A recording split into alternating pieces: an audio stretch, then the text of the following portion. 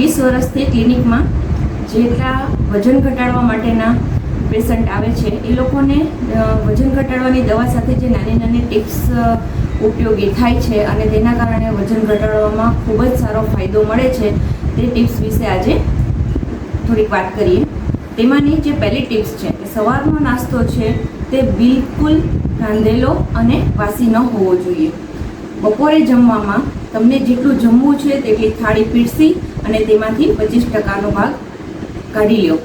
એટલા માટે કે પેટ ન ભરીએ ચારે ખૂણ આ નિયમ પ્રમાણે ચોથો ભાગ કાઢી અને તેને હવાની અવર જવર માટે રાખવો જોઈએ. હવે વાત છે બપોરે સૂઈ જવાની. જેને વજન ઘટાડવું છે તેને બપોરે ક્યારેય ન સૂવું જોઈએ.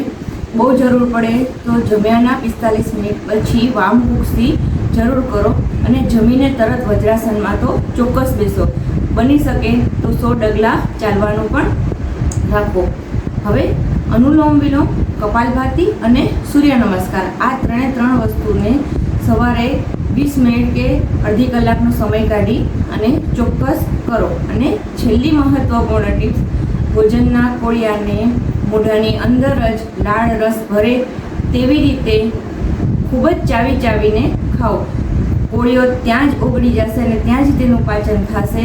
તો વજન ઘટાડવાની જે સમસ્યા છે એમાંથી 100% તમે મુક્ત થઈ શકશો. આવી નાની નાની ઘણી વાતોથી પણ ઓબેસિટીમાં બહુ સારું પરિણામ મેળવ્યું છે.